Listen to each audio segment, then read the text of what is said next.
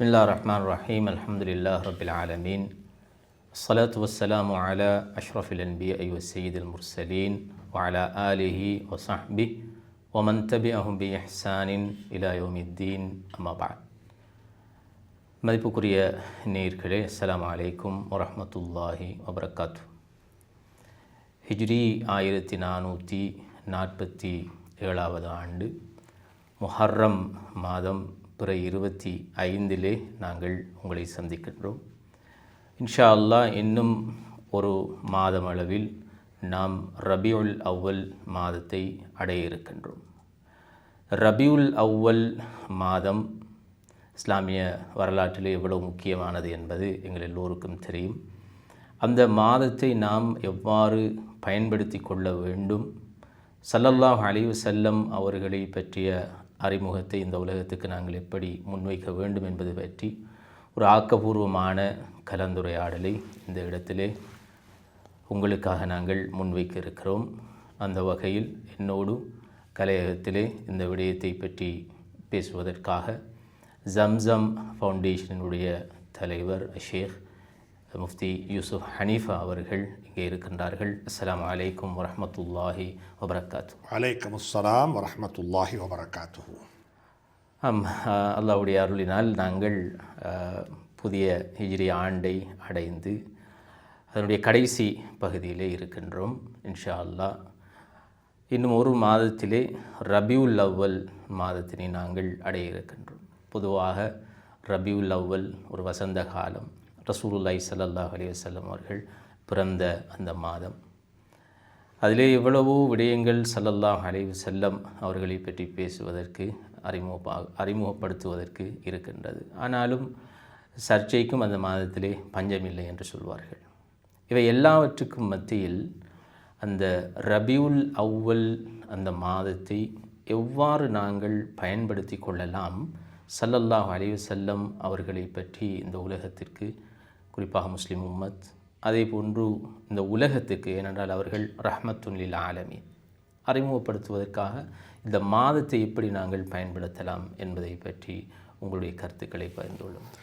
ஜஸாக்குமுல்லாஹு ஹைர். அல்ஹம்துலில்லாஹ். நல்ல ஒரு தருணத்தில் பொதுவாக ரபியுல் அவ்வல் மாதம் வந்ததுக்கு பிறகுதான் இப்படிப்பட்ட கலந்துரையாடல்கள் எல்லாம் நடைபெறுவது வழக்கம். ஆனாலும் ரபியுல் அவ்வல் வசந்தம் பிறப்பதற்கு கிட்டத்தட்ட ஒரு 35 நாட்களுக்கு முன்னாலேயே சமூகத்துக்கு ஒரு விழிப்புணர்வை ஏற்படுத்த வேண்டும் என்ற ஒரு அடிப்படையில், ஒரு சிந்தனையில் நாங்கள் உங்களுடன் ஒரு சில கருத்துக்களை பரிமாறிக்கொள்ள ஆசைப்படுகின்றேன். அல்ஹம்துலில்லாஹ். உண்மையிலேயே உலகில் பல நாடுகளில் ரபியுல் அவ்வல் மாதம் கொண்டாடப்படுவது என்பது எங்களுக்கு தெரியும். அதை சிலர் ஆதரிப்பார்கள், சிலர் என்ன செய்வார்கள், அதை நிராகரிப்பார்கள். அது ஒரு புறமாக இருக்கட்டும். ஆனாலும் எங்களுடைய நாட்டை பொறுத்தவரையில், முஸ்லீம்கள் சிறுபான்மையாக வாழக்கூடிய ஒரு நாட்டில் ரபியுல் அவ்வல் மாதத்தில் முஸ்லீம்களுக்கென்று சொல்லியே ஒரு விடுமுறை, தேசிய விடுமுறை நாளை பிரகடனப்படுத்தி அரசாங்கம் கூட மீலாத் புரோகிராம், அதாவது மீலாது நபி என்ற தோரணையில் ரபியுல் அவ்வலுக்கு பிறகும் வருட நிகழ்ச்சிகளில் உண்டாக இந்த நாட்டினுடைய அரசாங்கம் முஸ்லீம் பண்பாட்டு திணைக்களத்தை மையமாக வைத்து சில டெவலப்மெண்ட், சில புரோகிராம்கள் செய்வது வழக்கம். இவைகளெல்லாம் ஒரு புறம் இருக்க, எங்களுடைய முன்னோர்களை பொறுத்தவரையில் இந்த வசந்த காலத்தினூடாக, இந்த ரபியுல் அவ்வலின் ஊடாக எங்களுடைய சிறார்களுக்கும் வயது வந்தவர்களுக்கும் வாலிபர்களுக்குமான இன்னொரு நிகழ்ச்சிகளை செய்து ஸல்லல்லாஹு அலைஹி வஸல்லம் அவர்களை பற்றியுள்ள ஒரு பரிபூர்ணத்துவமான ஒரு விளக்கத்தை முன்வைத்தார்கள். ஒப்பீட்டு ரீதியாக பார்க்கும் பொழுது எங்களுடைய முன்னோர்களுக்கு ஸல்லல்லாஹு அலைஹி வஸல்லம் அவர்களை பற்றி எந்த அளவுக்கு ஆழமான அன்பும் அறிவும் பின்பற்றுதலும் இருந்ததோ அது இன்று 3 திசைகளாக பிரிந்திருக்கிறது. ஒரு சாராரிடத்தில் ஹதரத் ரசூலுல்லாஹி ஸல்லல்லாஹுடைய அன்பு வெளிப்படையாகவே அவர்கள் அதை என்ன செய்வார்கள், காட்டுவார்கள். ஒரு சிலர் ஹதரத் ரசூலுல்லாஹி ஸல்லல்லாஹு அலைஹி வஸல்லம் வாழ்க்கையை பற்றி அறிவுபூர்வமாக பேசுவார்கள். இன்னும் ப்ராக்டிக்கல் அதுக்கு நாங்கள் பொறுப்பு சொல்ல முடியாது. இன்னும் ஒரு சாரார் ஹதரத் ரசூலுல்லாஹி ஸல்லல்லாஹு அலைஹி வஸல்லம் வாழ்க்கையை நாங்கள் பின்பற்றுகிறோம் என்று சொல்லி அவர்கள் அதை என்ன செய்வார்கள், வெளிப்படையாக பின்பற்றுவார். இந்த மூணையும் நாங்கள் என்ன செய்கிறோம், அதில் சில பொடுபோக்குத்தனமும் இருக்கிறது, எல்லை மீறல்களும் இருக்கத்தான் செய்கிறது. அது உலக வழக்கம், உலகத்தில் எப்படித்தான் இருக்கும். இந்த நேரத்தில் நாங்கள் எங்களால் முடியுமாக இருந்தால் நிறுவனங்கள், குறிப்பாக பள்ளி வாயில்கள் என்றால் பள்ளி வாயில்கள் தான் சமூகத்துடன் நேரடியாக சம்பந்தப்படக்கூடிய நிறுவனங்கள். இரண்டாவது மனிதர்களில் உலமா சமூகம் என்பவர்கள் இதில் மிக முக்கியமான வைபாகம் கொள்ளக்கூடியவர்கள். இந்த இரண்டு துறையினூடாக பள்ளி வாயில்கள் என்று பொழுது பள்ளி நிர்வாகிகள், பள்ளிவாசலுடைய கட்டமைப்பு, உலமாக்கல், இந்த ரெண்டு துறையினூடாக ஒரு காத்திரமான ஒரு முயற்சி நடைபெறும் என்றிருந்தால் அந்த 12 நாட்களில், குறிப்பாக நாங்கள் 12 நாட்கள் என்று மட்டுப்படுத்த வேண்டிய தேவை கிடையாது. வாழ்க்கை பூராக ஸல்லல்லாஹு அலைஹி வஸல்லம் அவருடைய வாழ்க்கையை நாங்கள் படித்தாலும் படித்து முடிக்க முடியாது என்பதுதான் நான் சொன்னதல்ல, உலகமே சொல்லிக் கொண்டிருக்கிறார். ஒவ்வொருவரும் சொல்லுகிறார்கள், முஸ்லீம்கள் மட்டுமல்ல, மாற்று மதத்தை சார்ந்தவர்களும் சொல்லுகிறார்கள், அறிஞர்களும் சொல்லுகிறார்கள். சுப்ஹானல்லாஹ், ஒவ்வொருவரும் பேசிக்கொண்டே இருக்கிறாங்க. ஸல்லல்லாஹுடைய வாழ்க்கையை ரஹ்மத்துல்லில் ஆலமீன், அகிலத்தாருக்கு ஒரு அருட்கொடை, ரஹ்மத்தாக வந்தவர்கள், உலகத்தாருக்கே மனித கோடிகளுக்கே நான் அருளப்பட்டவன், அனுப்பி வைக்கப்பட்டவர் என்று அல்லாஹ் குர்ஆனில் சான்று பகரும் பொழுது அல்லாஹுடைய சான்றிதழ் என்ன செய்ய மாட்டாது, பொய்ப்பிக்கப்பட மாட்டாது. எனவே ஸல்லல்லாஹுடைய வாழ்க்கை படிக்கப்பட வேண்டிய வாழ்க்கை. அதற்கு காத்திரமான பணிகள் பள்ளி வாயில்களின் ஊடாக, பாடசாலைகளின் ஊடாக, உலமாக்களின் ஊடாக செய்ய முடியும். அல்ஹம்துலில்லாஹ், அதற்குரிய ஒரு சந்தர்ப்பமாக பயன்படுத்திக் கொள்ளவும் முடியும். இந்த மாதத்தை பயன்படுத்தி கொள்ள முடியும். அப்படியான இந்த பள்ளி வாயில்கள் மூலமாக உலமாக்கள் அத்தகைய நிகழ்ச்சிகளை முன்னெடுக்கின்ற பொழுது குறிப்பாக முஸ்லிம் சமூகத்துக்கு மத்தியிலே ஸல்லல்லாஹு அலைஹி வஸல்லம் அவர்களை பற்றி ஒரு முழுமையான அறிமுகத்தை வழங்கக்கூடியதாக இருக்கும். அந்த வகையில் எப்படியான நிகழ்ச்சி திட்டங்கள் பள்ளிவாயில் மூலமாக முன்னெடுக்கப்பட்டால் பிரயோசனமாக இருக்கும்? உண்மையிலேயே சொல்லப்போனால் இன்று நடைபெறக்கூடிய நிகழ்ச்சிகளை பார்ப்போமே. இப்போ களத்தில் நடைபெறக்கூடிய நிகழ்ச்சிகள் ஸல்லல்லாஹு அலைஹி வஸல்லம் அவர்கள் பிறந்த மாதத்தில் அவர்கள் சார்ந்த, அவர்களை பற்றி புகழ்ந்து பலரால் பாடப்பட்ட, கவியேற்றப்பட்ட கவிகள், அது மௌலூது ஷரீஃபுகள் என்ற அடிப்படையில் நினைக்கப்படுகிறது, பாடப்படுகிறது. அது ஒரு புனிதமான நிகழ்வாக அதை ஒரு சமூகம் என்ன செய்கிறார்கள், அதை செய்வார்கள். ஆனால் அதில் சொல்லப்படக்கூடிய விடயங்கள் என்ன என்பது எத்தனை பேருக்கு தெரியும் என்று கேட்டால், அதில் ஒரு சில என்ன செய்வாங்க, சர்ச்சைக்குரிய அல்லது 2 கருத்துக்கள் பொதிந்திருக்கக்கூடிய சில விடயங்களை தூக்கி பிடித்து அது சம்பந்தமாக நாங்கள் இதில் தான் காலத்தை கழிக்கிறோம். ஒவ்வொரு ரபியுல் அவல் வந்தாலும் இதைத்தான் திரும்பி பேசுகின்றோம். தயவு செய்து ஒருவர் பாடியிருக்கக்கூடிய பாடலினுடைய அந்தரங்க அர்த்தம் என்பது அவர்கிட்ட தான் கேட்கணும். யார்கிட்ட? எழுதியவர்கிட்ட. அதை எங்களை கற்பனை செய்ய முடியாது. எனவே அந்த இடத்தில் நாங்கள் அதை பற்றி செய்து இதுதான் எங்களுக்கு மத்தியில். இன்னும் ஒரு சில நிகழ்ச்சிகள் நடக்கும். பல பள்ளி வாசல்களில் ஷமாயிலு திருமிதி என்ன செய்வார்கள், வாசிப்பாங்க. ஸல்லல்லாஹு அலைஹி வஸல்லம் அவருடைய தனிப்பட்ட வாழ்க்கையுடன் சம்பந்தப்பட்ட, அவருடைய தாடி எப்படி இருந்தது, தலைக்கு என்ன எப்படி வைத்தார்கள், முடியில் எத்தனை நரைகள் இருந்தது, அவருடைய உடம்பு எப்படி இருந்தது, கண் எப்படி இருந்தது, உயரமானவர்களா, இப்படியாக ஸல்லல்லாஹு அலைஹி வஸல்லம் அவர்களுடைய வர்ணனைகள், அவரை பற்றி ஒரு வர்ணனை, அந்த வர்ணனைகள் ஷமாயிலு திருமிதி மிகவும் ஆக்கபூர்வமான ஒரு கிதாபு. படிக்கப்பட வேண்டும், ஆனால் வாசிக்கப்பட வேண்டும் நான் சொல்லல. என்ன செய்ய வேண்டும்? படிக்கப்பட வேண்டும், ஆழமாக படிக்க வேண்டும். ஸல்லல்லாஹு அலைஹி வஸல்லம் உணவு பழக்க வழக்கம் எப்படி இருந்தது, இந்த காலத்தில் தேவை. ஸல்லல்லாஹு அலைஹி வஸல்லம் சாப்பாட்டினுடைய மெனு என்ன, ஸல்லல்லாஹு அலைஹி வஸல்லம் மெடிசின் எப்படி இருந்தது. எனவே மிக அன்பாக சொல்லுகின்றேன், ஷமாயிலு திருமிதியை வாசித்து முடிப்பது என்பதை விடவும் வருடம் பூராக ஹதரத் ஷமாயில் திருமிதியை ஒரு பாடமாக நடாத்தி பள்ளி வாசல்களில் ஒரு பரீட்சையும் என்ன செய்ய முடியும், வைக்க முடியும். அது ஒரு பகுதி. இதே போல சிறார்கள் பாடசாலை மாணவர்களை பகுதியாக பிரிக்கலாம். 5ஆம் ஆண்டு வரைக்கும், 10ஆம் ஆண்டு வரைக்கும், அட்வான்ஸ் லெவல் வரைக்கும், பல்கலைக்கழக மாணவர்கின்ற வரைக்கும் பல போட்டிகள் வைக்க முடியும். ஸல்லல்லாஹு அலைஹி வஸல்லம் பற்றிய போட்டிகள். கவிகள் என்ன செய்ய முடியும், கவிதை போட்டிகள் வைக்க முடியும். நான் எப்பொழுதுமே சொல்லுவது, இமாம் பூசர் ரஹ்மத்துல்லாஹி அலைஹி அவர்கள் ஹதரத் ரசூலுல்லாஹி ஸல்லல்லாஹு அலைஹி பற்றி படித்தது அவர்களுடைய உள்ளத்தில் உருவான வர்ணனைகளை, அவர்கள் ஸல்லல்லாஹு அலைஹி வஸல்லம் அவர்களை பற்றி கற்பனை செய்த கற்பனைகளை எல்லாம், கற்பனை என்றால் அது கற்பனை அல்ல, யதார்த்தம். அந்த யதார்த்தத்தை கற்பனையாக நெஞ்சார்கள் அவர்கள். கவி வடிவத்தில் அவர்களுக்கு பிறகு இந்த உலகத்தில் கவிஞர்கள் பிறக்கவில்லையா? ஏன் அரபுல தானா ஸல்லல்லாஹு அலைஹி வஸல்லம் அவர்களை பற்றி படிக்க வேண்டும்? தமிழில் படிக்க முடியாதா? சிங்களத்தில் படிக்க முடியாதா? தன்னுடைய உள்ளத்தில் இருக்கக்கூடிய ஒரு காதலன் ஒரு காதலியை பற்றி எப்படி படிக்கிறான்? எப்படிப்பட்ட வார்த்தைகள், எப்படிப்பட்ட வியாக்கியானங்கள்? எங்களுடைய சமூகத்தில் அப்படிப்பட்டவைகள் என்னாச்சுது இல்லை. இன்றைக்கு பயான் கேட்டு அழுகிற சமூகத்தை விட கூடுதலாக நாகூர் ஹனீஃபா ரஹ்மத்துல்லாஹி அலைஹிடைய எதை இஸ்லாமிய கீதத்தை கேட்டு அழக்கூடியவங்க எவ்வளோ பேர் இருக்கிறாங்க. பிலால் என்று சொன்னாலே நாகூர் ஹனீஃபா ஞாபகம் வராமல் செய்ய மாட்டாது, இருக்க முடியாது. பெரியார் பிலாலின் தியாக அது அதனுடைய கம்பீரமான என்ன குரலும் அந்த கம்பீரமான சத்தமும் இன்று கூட இப்பொழுது கூட காதல் என்ன செய்து. அப்போ ஸல்லல்லாஹுடைய மதீனாவுடைய வாழ்க்கையை பற்றி, மதீனத்து மண் சொன்ன கதைகளை பற்றி சொல்லும் பொழுது நான் எப்படியுமே ஆச்சரியப்படுகிறது. ஏன் நாங்கள் யாரோ ஒருவர் படித்ததை கேட்கத்தான் வேண்டும், ஏன் அதில் மட்டும் எங்களை சுருக்கிக் கொள்ள வேண்டும்? நல்ல கவியரங்கங்கள் என்ன செய்ய முடியும், ஏற்பாடு செய்யணும். அதை பள்ளி வாசல்களில் பயானாக மட்டும் இல்லாமல் என்ன செய்யலாம், கவிகள் பாட வைக்கலாம். ஸல்லல்லாஹுடைய பற்றிய வர்ணனைகளை கவியாக என்ன செய்ய முடியும், பாட முடியும். பாடும் பொழுது ஒரு சில தவறுகள் நடக்கலாம், எல்லை மீறல்கள் நடக்கலாம், அதை திருத்திக் கொள்வோம். ஸல்லல்லாஹுடைய சபையில் அப்படி நடந்தது.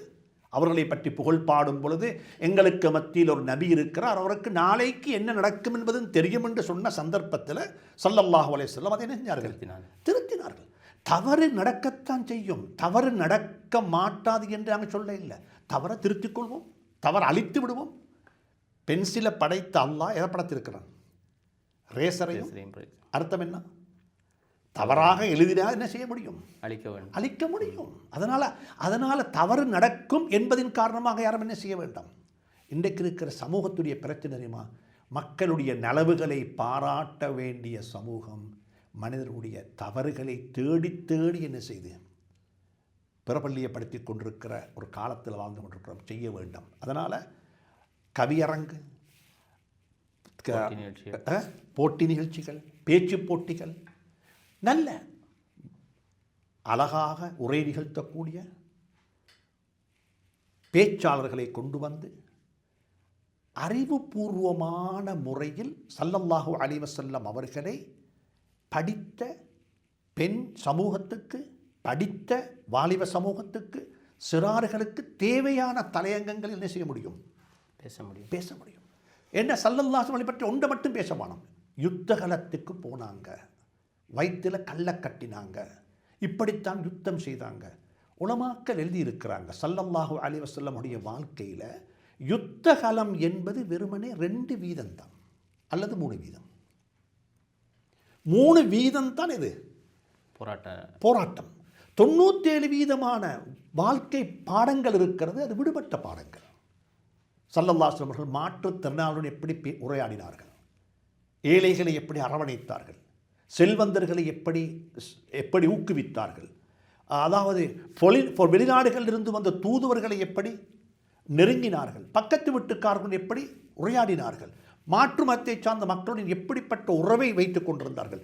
பள்ளிவாசலில் இருந்த மாற்று மதத்தை சார்ந்த சகோதரர்கள், ஹதரத் ரசூலுல்லாஹ்வுடைய பள்ளிவாசலில் இருந்த மாற்று மதத்தை சார்ந்த சகோதரர்கள், சுப்ஹானல்லாஹ். இப்படியாக ஸல்லல்லாஹு அலைஹி வஸல்லம் வாழ்க்கையை பற்றி படிக்கும் பொழுது குடும்ப வாழ்க்கை பேசப்படாத தலையங்கமாக மாறிவிட்டது. ஏன்னா குடும்ப வாழ்க்கை என்று பேசினாலே எல்லாருமே பேசுகிறது அன்னை ஆயிஷா சித்திகா ரலியல்லாஹு தஆலா அன்ஹா அவர்களே ஸல்லல்லாஹு அலைஹி வஸல்லம் அவர்கள் கன்னிப்பெண்ணாக இருக்கும் பொழுது இப்படி திருமணம் முடித்தார்கள், அவ்வளவுதான். ஆனால் ஒரு மாற்று மதத்தை சார்ந்த ஒரு சகோதரர் அவர்கள் ஸல்லல்லாஹு அலைஹி வஸல்லம் அவர்கள் முஹம்மது ஸல்லல்லாஹு அலைஹி வஸல்லம் அவர்கள் என்னுடைய பார்வையில் என்று ஒரு புத்தகம் எழுதியிருக்கிறார். அந்த புத்தகத்தில் ஸல்லல்லாஹுடைய 11 மனைவிமார்களை பற்றி அவருடைய பார்வை வித்தியாசமான பார்வை, படிக்கப்பட வேண்டியவைகள். ஸல்லல்லாஹுடைய குழந்தை வளர்ப்பு என்ற ஆண் குழந்தைகள் இருக்கவில்லை ஸல்லல்லாஹு, சிறு பிராயத்திலேயே அவர்கள் மௌத்தாகிவிட்டார்கள்.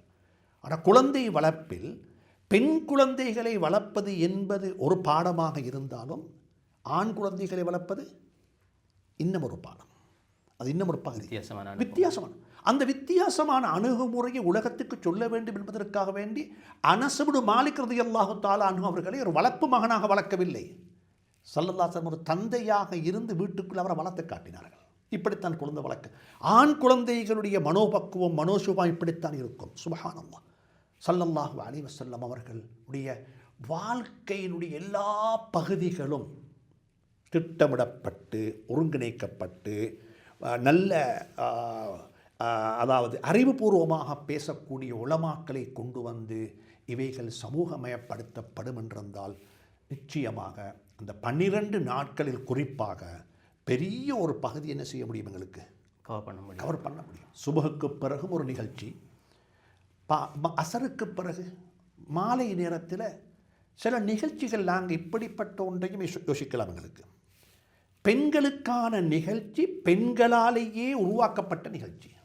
ஏண்டா சில விஷயங்கள் இருக்கிறது, சில விஷயங்கள் ஆண்கள் பேசும் பொழுது அதை பேசுவதற்கு நாங்கள் கூச்சப்படுவோம். யாரை பற்றி? பெண்களை பற்றி. உதாரணமாக சொல்லப்போனால் நபி ஸல்லல்லாஹுடைய வாழ்க்கை இப்படி படிங்களேன். ஏண்ட அல்லது உங்களோட வீட்டுக்குள்ளே நடைபெறக்கூடிய ரகசியங்களை வீட்டுக்குள்ளே வெளியே கொண்டு வரக்கூடாது, அதான் சட்டம். அப்படிதானே? இல்லறை வாழ்வை எங்களுடைய பெட்ரூமுக்கு வெளியே கொண்டு வரக்கூடாது. இல்லற வாழ்வை செய்யக்கூடாது, வீட்டுக்கு வெளியில் இல்லை, எங்களோட பெட்ரூமுக்கு வெளியில் இல்லற வாழ்வை பற்றி நாங்கள் பேசக்கூடாது. வீட்டுக்குள்ளே பேசப்பட்ட விடயங்கள் வீட்டுக்கு வெளியே பேசக்கூடாது. அது பொதுவான நியதி யாருக்கேன்? எல்லாருக்கும். ஆனால் ஸல்லல்லாஹு அலைஹி வஸல்லம் அவர்களுக்கு அது நேர் மாற்றம், வெளியே பேசப்பட வேண்டும். வஸ்குர்ன மா யுத்லா ஃபீ புயூத்திகுன்ன, உங்களோட வீட்டுக்குள்ளே இறங்கப்பட்ட வஹி மட்டுமல்ல, அங்கே வஹி என்பது ஓதி காண்பிக்கப்பட்ட வஹியும் வஹி, ஹதரத் ரசூலுல்லாஹுடைய வாழ்க்கையும் என்ன வஹி. அதனால தான் அன்னை ஆயிஷா சித்திகா ரலியல்லாஹு தஆலா அன்ஹா அவர்கள் ஸல்லல்லாஹு அலைஹி வஸல்லம் அவர்கள் என்னுடன் உடலுறவு கொள்ளும் பொழுது எப்படி இருப்பார்கள், எப்படி நடந்து கொண்டார்கள், ஏன் எங்களுக்கு பாடம். உடலுறவு என்பது இபாதத்து. இது ஒரு சபையில் ஒரு ஆண் பேசும் பொழுது என்ன செய்யும்? குச்சமா. அது பெண் பேசும் பொழுது ஒரு பெண்ணுக்கு ஸல்லல்லாஹு அலைஹி இப்படித்தான் வாழ்ந்திருக்கிறாங்க, உடலுறவு இப்படித்தான் வைத்துக் கொண்டார்கள். சுப்ஹானல்லாஹ். அன்னை ஆயிஷா சித்திகா ரலியல்லாஹு தஆலா அன்ஹா, அல்லாஹ் அந்த தாய்க்கு ரஹ்மத்து செய்வானாக.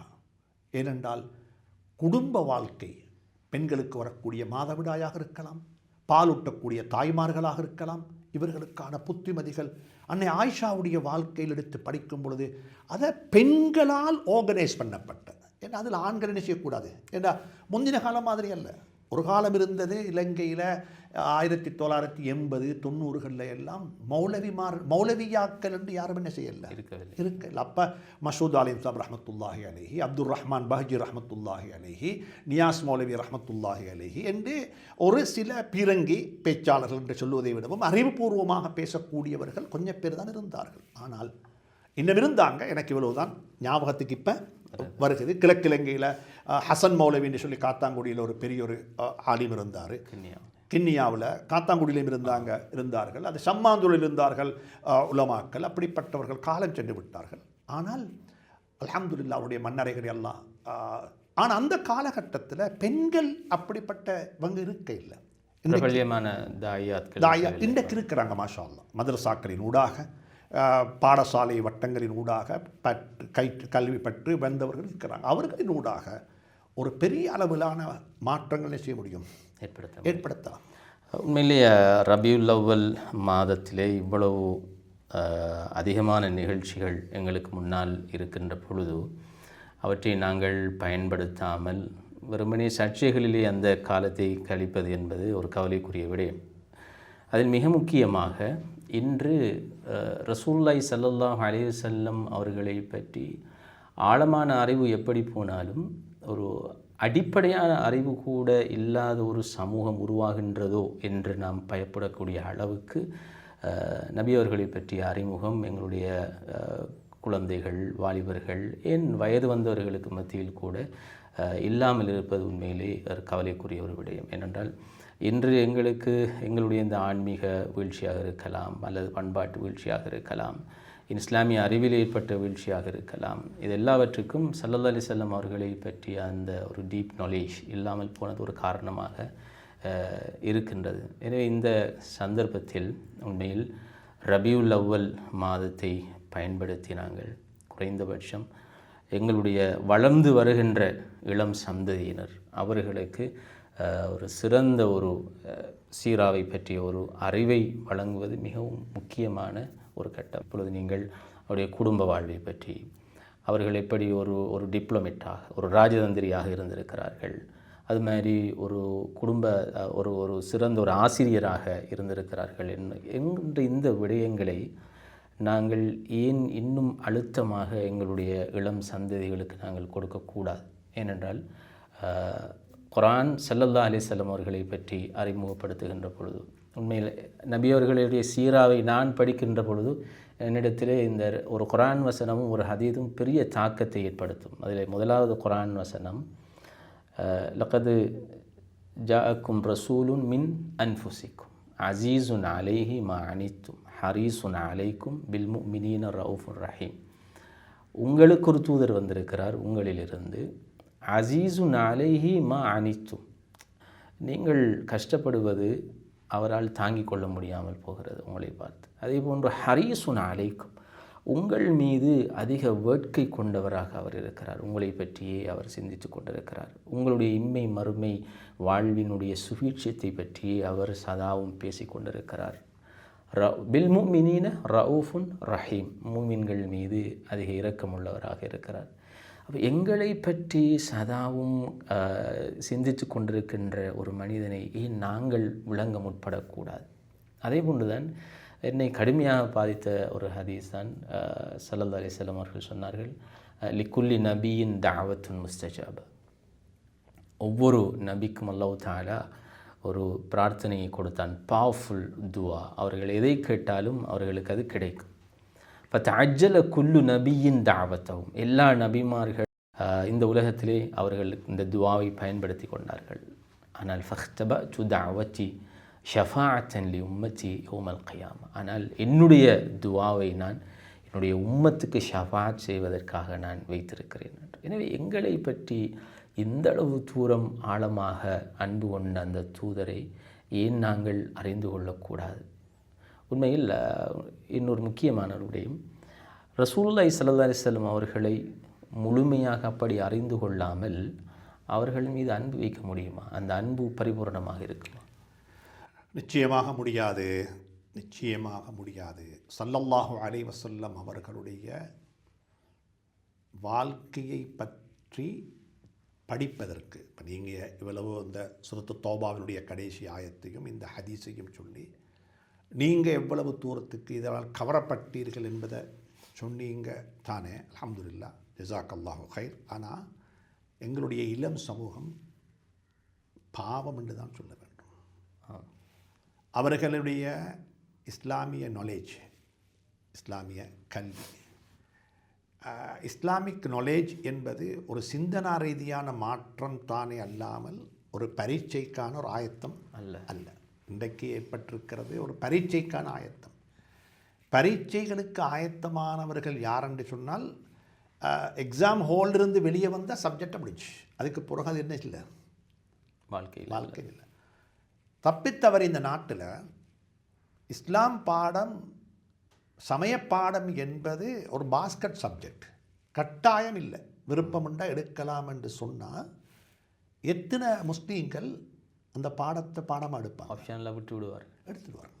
அதுக்கு காரணமும் சொல்லுவாங்க, அது எப்பயும் படித்து கொள்ள முடியும், அல்லது படித்து தருவதற்கு யாரும் இல்லை, ஆட்கள் இல்லை, அல்லது அதுக்குரிய நேர ஒதுக்கீடு பற்றாக்குறை என்று சொல்லி என்ன செய்வார்கள், காரணம் சொல்லி விடுவார்கள். ஆனால் அப்படிப்பட்டோடு நடந்து விடாமல் நாட்டை பாதுகாத்துக் கொள்வது அனைவருடைய பொறுப்பு என்பதையும் நான் ஞாபகப்படுத்திக் கொள்கின்றேன். ஆனாலும் அந்த புத்தகத்தை கூட நீங்கள் எடுத்து பார்த்தாலும் அதில் சீரா எவ்வளோ இருக்குது. இதை முன்னைய நாள் பிரதமர், பாகிஸ்தானுடைய பிரதமர் அவர்கள், இம்ரான் கான் அவர்கள் மிகவும் உறுதி சொன்ன ஒரு விடயம்தான், ஸல்லல்லாஹு அலைஹி வஸல்லமுடைய சீரா பாகிஸ்தானுடைய கல்விக் கொள்கையில் உள்வாங்கப்பட வேண்டும். 3ஆம் ஆண்டிலிருந்து 7ஆம் ஆண்டு வரைக்கும் உள்ள ஒவ்வொரு மாணவ மாணவியும் இந்த நாட்டில் கல்வி கற்கக்கூடிய ஒவ்வொருவரும் ஹதரத் ரசூலுல்லாஹுடைய சீராவை ஒரு ஹோலிஸ்டிக், ஒட்டுமொத்தமாக ஒரு மொற்ற பார்வையில் ஸல்லல்லாஹுடைய வெறுமனே அந்த யுத்தங்களும் அவர்களுடைய கட்டமைப்பு, உடம்போடுடைய கட்டமைப்பு மட்டுமல்ல, அவர்களுடைய அணுகுமுறைகள், அவர்களுடைய வாழ்க்கை, குடும்ப வாழ்க்கை, தேகாரோக்கியம் என்று சொல்லக்கூடிய அனைத்தையும் உள்வாங்கிக் கொண்ட ஒரு பாசறையாக அல்லது ஒரு கல்விக் கொள்கை ஒன்று வர வேண்டும் என்பதை அவர் நடைமுறைப்படுத்திவிட்டுத்தான் நடைமுறைப்படுத்தினார் என்பது எங்களுக்கு தெரியும். எனவே நிச்சயமாக இந்த நாட்டில் இப்பொழுது முடியுமாக இருந்தால் இங்கே இருக்கக்கூடிய பொறுப்புள்ள உங்களுக்கு சொல்லுகின்றேன், சென்ற வருஷம் GC O-level எக்ஸாம் எழுதி முடித்த மாணவர்கள் 10 பேரை கூப்பிட்டு ஒரு பேசிக் ஸல்லல்லாஹு அலைஹி வஸல்லம் குழந்தைகளுடைய பேர்கள் என்ன, எத்தனை பெண் குழந்தைகள், எத்தனை ஆண் குழந்தைகள், ஸல்லல்லாஹுடைய மனைவிமார்கள் யார், அவர்களில் யார் கன்னிப்பெண் என்று சொல்லி பேசிக்கான சின்ன, நாங்கள்லாம் நீங்கள்லாம் 3ஆம் ஆண்டு அல்லது பள்ளிக்கூடத்துக்கு போய் ஒரு நொக்கத்தா 2 நொக்கத்தா சொல்கிற காலம். அப்போல்லாம் ஆபாத்தா இல்லை, ஃபாசியாலிமுடைய கிதாப் என்ன இருந்துச்சு, ஒரு நொக்கத்தா 2 நொக்கத்தா இருக்கிற காலத்தில் ஸல்லல்லாஹு அலைஹி வஸல்லம் பள்ளிப்படைய நசபு முஹம்மது இப்னு அப்துல்லாஹ் இப்னு அப்துல் முத்தலிஃப் என்று சொல்லி நசபு பாடமாக்கிடுமே, அந்த அளவுக்கு எங்களுக்கு சொல்லி தந்தார்கள் தானே. அதில் எத்தனை வீதம் இன்றைக்கு? மேலே கடந்த வருடம் கூட கல்வி பொதுத்தர சாதாரண தர பரீட்சைக்கு தோற்றிய 40 ஆண் மாணவர்கள் அவர்களை சந்தித்து ஒரு நேர்முக பரீட்சைகளை சந்திக்க கிடைத்தது. ரசூலுல்லாஹி ஸல்லல்லாஹு அலைஹி வஸல்லம் அவர்களை பற்றி அடிப்படையான கேள்விகள். அதில் ஒரு கேள்வியில் நாங்கள் கேட்டோம், ஸல்லல்லாஹு அலைஹி வஸல்லம் அவர்கள் முடித்த கன்னிப்பெண் யார் என்று. அந்த 40 பேரிலே 2 பேர் தான் பதில் சொன்னார்கள். இதுதான் நிலைமை.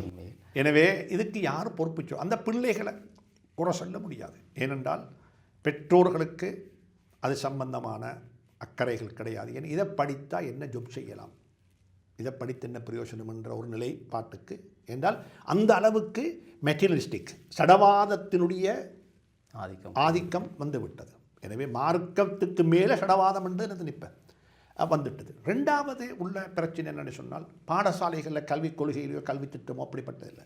பள்ளி வாசல்களை பொறுத்தவரையில் அல்லாஹ் என்னையும் உங்களையும் மன்னிப்பானாக, ப்ரொஜெக்டுகள் இல்லை, அதுக்கு வேலை திட்டங்கள் அங்கே இல்லை. அதுவும் நிர்வாகிகளை குறை சொல்லவும் முடியாது. என்ற நிர்வாகிகள் வழி நடாத்தப்படவில்லை. அவர்களுக்கு சொல்லிக் கொடுக்க வேண்டிய இப்படிப்பட்ட வேலை திட்டங்கள் உங்களுடைய பள்ளி வாசலுடாக செய்யலாம் என்று சொல்லப்பட்டவைகள் என்ன இல்லாமல் போய்விட்டது. பெண்களை பொறுத்தவரையில் பள்ளி வாசலுக்கும் பெண்களுக்கும் மிகவும் என்ன தூரமாக இடைவெளி, மிச்சம் பெரிய இடைவெளி. நீங்கள் என்னிடத்தில் கேட்டால், நான் இருக்கக்கூடிய பிரதேசத்தில் என்னுடைய மனைவிக்கு எப்போ நான் சுபகு தொழக்கூடிய, என்னுடைய குழந்தைகள் சுபகு தொழக்கூடிய அல்லது பள்ளி தொழுகைக்கு போகக்கூடிய பள்ளிக்கு அவக்கெப்போ போய் பள்ளியை பார்த்துட்டு வரலாம் என்று சொன்னால், நான் தான் சொல்லுவேன், ஒரு ஜனாசாவாக மட்டும்தான் போக முடியும், ஒரு மையத்தாகத்தான் போக முடியும். அப்படி இல்லாவிட்டால் ரமதான் இல்லை, அதுவும் இல்லை. நான் இருக்கக்கூடிய பகுதி அதுவும் இல்லை. நான் என்ன சொல்ல வரேன் என்று சொன்னால், அப்படித்தான் எங்களுடைய பள்ளி வாசல்கள் இருக்கிறது. ஆனால் ஸல்லல்லாஹு அலைஹி வஸல்லம் பள்ளியை கட்டும் பொழுது பாபு நிசா, பெண்களுக்கென்று சொல்லிய ஒரு பிரத்யேகமான கதவு வைத்து பள்ளியை கட்டினாங்க. எனவே பெண்களையும் பள்ளி வாசலின் ஊடாக எங்களுக்கு என்ன செய்ய முடியும்? ஸல்லல்லாஹு அலைஹி வஸல்லம் விவாகரத்து சம்பந்தமான அறிவுரைகள், அவருடைய வாழ்க்கை என்ன, ஸல்லல்லாஹு அலைஹி வஸல்லம் விவாகரத்து பெற்று வந்த 2 குழந்தைகளை வரவேற்றிருக்கிறாங்க. தன்னுடைய 2 மக்கள் உம்மு குல்சூம் ரலியல்லாஹு தஆலா அன்ஹாவும் ருக்கையா ரலியல்லாஹு தஆலா அன்ஹாவும் விவாகரத்து பெற்று என்ன செஞ்சாங்க? வீட்டுக்கு வந்தாங்க. ஸல்லல்லாஹு அலைஹி வஸல்லம் பல திருமணங்கள் செய்தார்கள். ஆனால் அலி ரலியல்லாஹு தஆலா அன்ஹு அவர்கள் 2வது திருமணம் முடிப்பதற்கு ஆயத்தமான பொழுது ஸல்லல்லாஹு அலைஹி வஸல்லம் அவர்கள் எப்படி நடந்து கொண்டார்கள்? அந்த நேரத்தில் எப்படி அதை எதிர்த்து நின்றார்கள். இன்னொரு வாப்பவாக இவைகள் எல்லாம் ஒரு பேலன்ஸ் அப்ரோச்சில் தனக்கு நல்லவண்டா தன்னை மருமகனுக்கு சரியில்லையான்னு கேட்க வேணும். ஒரு கணவனாக இருந்து செய்யக்கூடிய வேலையை வாப்பவாய் செய்ய மாட்டார். இது எல்லாத்தையும் ஒரு ஹோலிஸ்டிக் பார்வையில் செய்ய வேண்டும், பார்க்க வேண்டும். எனவே ஸல்லல்லாஹு அலைஹி வஸல்லம் அவருடைய 5 விடயங்கள் குறிப்பாக சமூகத்தில் படிக்கப்பட வேண்டும். ஸல்லல்லாஹு அலைஹி வஸல்லமுடைய ஆத்மீக வாழ்க்கை, ஆத்மீக வாழ்க்கை எப்படிப்பட்ட ஆத்மீகவாதியாக இருந்தார்கள். மையம் நவுக்க அல்லாஹ், என்ன பாதுகாப்பவன் அல்லாஹ். லா தஹ்ஸன் இன்னல்லாஹ மஅனா, அல்லாஹ் என்னோடு இருக்கிறான். இது நான் சொல்கிறது உங்களுடைய வீடியோவுக்கு முன்னால் ஸல்லல்லாஹு அலைஹி வஸல்லம் சொல்கிறது எங்கே? மக்கள் குகையில் சத்தம் கேட்குது. லா தஹஃப் இன்னல்லாஹ மஅனா, லா தஹ்ஸன் இன்னல்லாஹ மஅனா, இது யகூலு லிஸாஹிபிஹி லா தஹ்ஸன் இன்னல்லாஹ மஅனா. சுப்ஹானல்லாஹ். 2வது ஸல்லல்லாஹு அலைஹி வஸல்லம் அவர்களுடைய குடும்ப வாழ்க்கை. 25 வயதில் குடும்ப வாழ்க்கை ஆரம்பித்து மரணப்படுக்கை வரைக்கும் ஒரு குடும்ப தலைவனாக இருந்தே மூத்தனாங்க ஸல்லல்லாஹு அலைஹி வஸல்லம். 23 வருஷ காலம் நபியாக இருந்திருக்கிறாங்க. ஆனால் 25லிருந்து 63 வரைக்கும் யாராக இருந்திருக்கிறாங்க? கணவனாக. சுப்ஹானல்லாஹ். பல மனைவிமார்கள். அதுலேயும் ஒரு இஸ்லாத்துக்குள்ள வந்த ஒரு பெண்ணை நிக்காஹ் செய்தால் என்ன பொறுப்பு இருக்கிறது என்பதை வாயால் சொல்லாமல் செய்து காட்டினாங்க. என்ற சஃபியா பின்த் ஹுயை ரலியல்லாஹு தஆலா அன்ஹா இஸ்லாத்துக்கு வந்த ஒரு பெண். அந்த பெண்ணுடன் நடந்து கொண்ட முறையை பாருங்க பார்ப்போம். இஅ்திகாஃபுடைய காலத்தில் அந்த பெண்ணை பள்ளி உள்ளுக்கு வளவளைத்து நினைஞ்சாங்க, கதைச்சு கொண்டிருந்தாங்க. ஏன்னா அந்த பெண்ணுக்கு குடும்பம் இல்லை, உறவுகள் இல்லை. மற்றவங்க எல்லாம் ஹதரத் ரசூலுல்லாஹ் இஅ்திகாஃபுக்கு போனதுக்கு அப்புறம் அவங்க எங்கே போயிடுவாங்க? குடும்பத்தோட சகோதரர் பேசிடுவாங்க.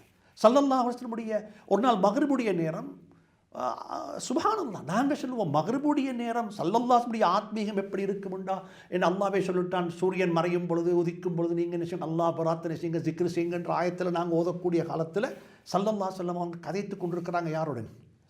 ஒரு பெண்ணோட. 2 பேர் கண்டாங்க, அவங்க திரும்பி போயிட்டாங்க, கூப்பிட்டு சொன்னாங்க இது சஃபியாண்டாங்க. ஸல்லல்லாஹு அலைஹி வஸல்லம் குடும்ப வாழ்க்கை என்பது தனியாக படிக்கணும். 2வது அதுலேயும் ஸல்லல்லாஹு அலைஹி வஸல்லம் குடும்ப வாழ்க்கையில் பொருளாதார கொள்கை, குடும்பத்துக்கான பொருளாதாரம் எல்லாருக்கும் தெரியும். குடும்ப வாழ்க்கையில் ஒரு பகுதியை பேசுகிறோம் நாங்கள் எல்லாருமே சொல்கிறோமா, ஸல்லல்லாஹு அலைஹி வஸல்லம் வீட்டில் 3 மாதம் 2 மாதம் நெருப்பு பத்த இல்லை என்பது எல்லாருக்கும் தெரியும். ஆனால் கொஞ்சம் பேருக்குத்தான் தெரியும். மௌத்தாகும் பொழுது ஸல்லல்லாஹு அலைஹி வஸல்லம் 1 வருஷத்துக்கு தேவையான ஏற்பாடுகளை செய்துவிட்டு தான் மௌத்தானார்கள். 4 மாதம் 10 நாளைக்கல்ல, 1 வருஷத்துக்கு தேவையான மனைவிமார்களுக்கு. அதுக்கு பிறகு மக்களுக்கு சொன்னது, என்னுடைய குடும்பத்துக்கு ஜகாத் ஹராம். அது மட்டுமல்ல, என்னுடைய குடும்பத்துக்கு இந்த ஆட்சி ஹிலாஃபத்து இருக்கும் காலமெல்லாம் பட்ஜெட் போடும் பொழுது, நிதி ஒதுக்கீடு செய்யும் பொழுது என்னுடைய குடும்பமும் அந்த நிதி ஒதுக்கீட்டுக்குள்ள செய்யப்படும், உள்வாங்கப்படும். கனிமத்துடைய பொருள் அதில் 20% யாருக்கு? அஹ்லுல் பைத்துக்கு. எனவே குடும்பத்துக்கு. வஅலமு அன்னமா கனிம்தும் லில்லாஹி வலிர்ரசூல், ரசூலுடைய குடும்பத்துக்கு. எனவே ஸல்லல்லாஹுடைய பொருளாதாரம் இது கட்டாயம் பேசப்பட வேண்டும். 3வது ஒன்று தான் ஸல்லல்லாஹு அலைஹி வஸல்லம் என்ன வாழ்வாதாரம், உழைத்து உண்ணக்கூடிய சமூகம். நாங்கள் சொல்லுவோம் சூரத்துல் முஸம்மில்ல எல்லா முஃபஸ்ஸரீன்களுடைய ஏகோபித்த கருத்து மக்காவில் இறங்கின ஆயத்து தான் என்ன, சூரத்து தான் என்ன. ஸோ அதில் அல்லாஹ் சுப்ஹானஹு தஆலா யுத்தத்துக்கு போகக்கூடிய முஜாஹிதுகளை விடவும் வியாபாரிகளை முற்படுத்தியிருக்கிறான். வாழ்வாதாரம் முக்கியம், உழைத்து வாழ வேண்டும், உழைக்கக்கூடிய சமூகம்.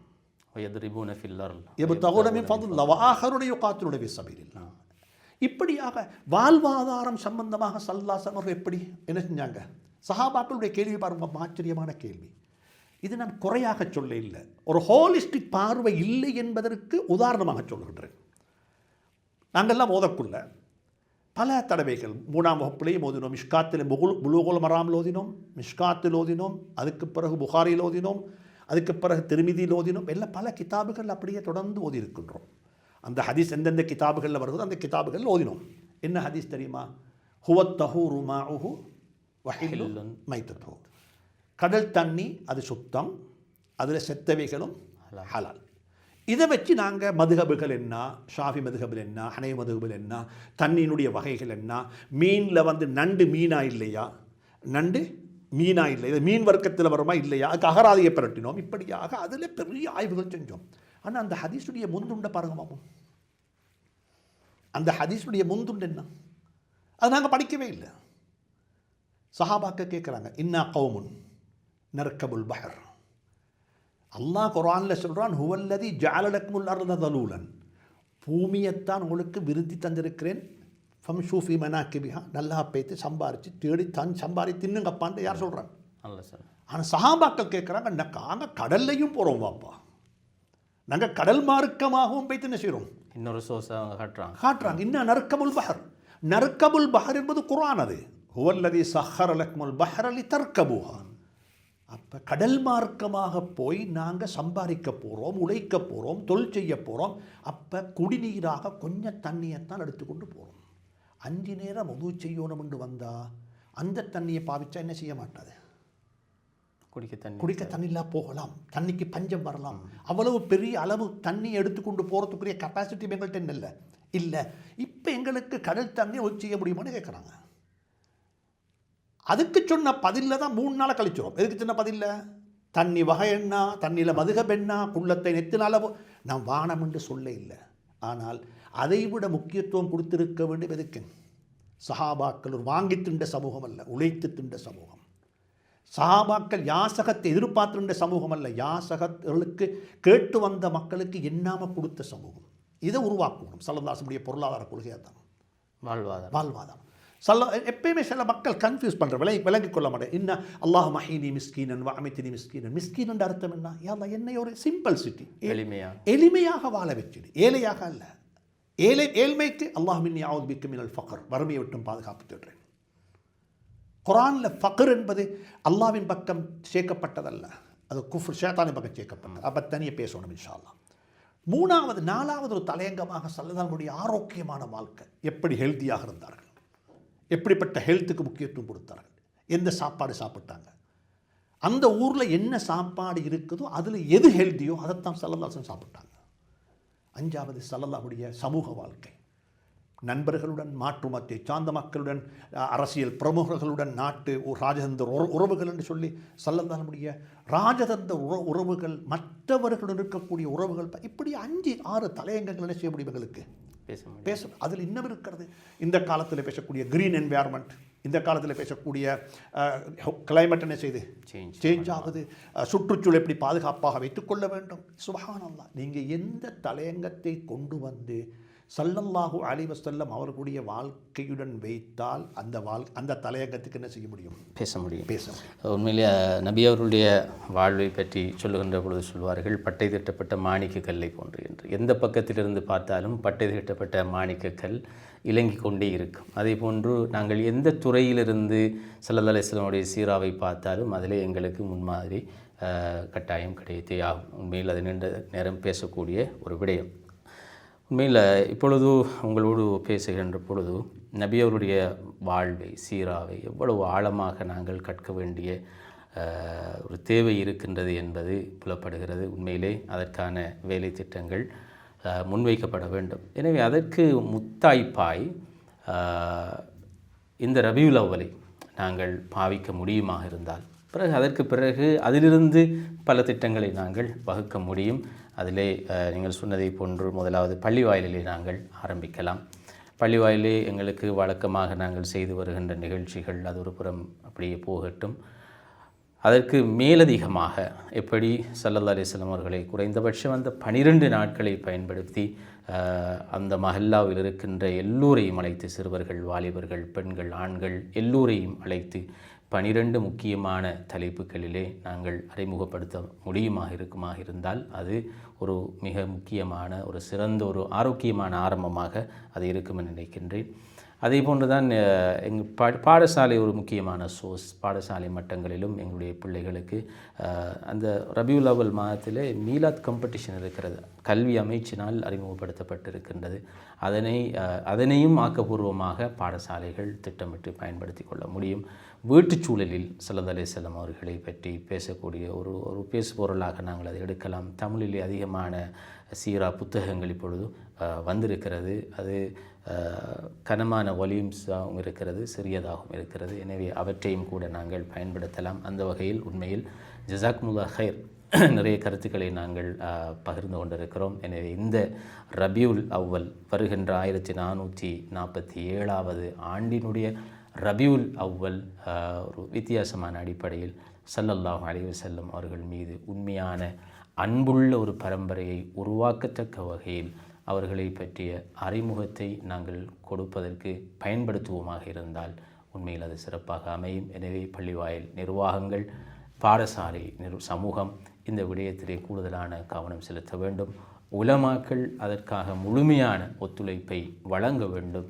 பெருமானார் ஸல்லல்லாஹு அலைஹி வஸல்லம் அவர்களை எங்களுடைய சமூகத்திற்கு ரஹ்மத்துன் லில் ஆலமீனாக அறிமுகப்படுத்துவதற்கு அல்லாஹ் தஆலா இந்த ரபியுல் அவ்வல் மாதத்தை ஒரு திறவுகோலாக ஆக்கி அருள்வானாக என்று பிரார்த்திப்பதோடு இந்த நிகழ்ச்சியில் பெருமதியான நேரத்தை ஒதுக்கி இந்த கலந்துரையாடலை சிறந்த முறையிலே முன்வைத்த மதிப்புக்குரிய ஷேக் முஃப்தி யூசுப் ஹனீஃபா அவர்களுக்கும் அல்லாஹ் தஆலா அவருடைய உடலிலே ஆரோக்கியத்தை வழங்க வேண்டும், அறிவிலே இன்னும் விருத்தியை ஏற்படுத்த வேண்டும் என்று அல்லாஹ்வை இந்த சந்தர்ப்பத்திலே பிரார்த்தித்து விடைபெறுகின்றோம். அஸ்ஸலாமு அலைக்கும் வரஹ்மத்துல்லாஹி வபரகாத்துஹு. வலைக்கும் அஸ்ஸலாம் வரஹ்மத்துல்லாஹி வபரகாத்துஹு. ஜஸாக்குமுல்லாஹு ஹைர். அல்ஹம்துலில்லாஹ்.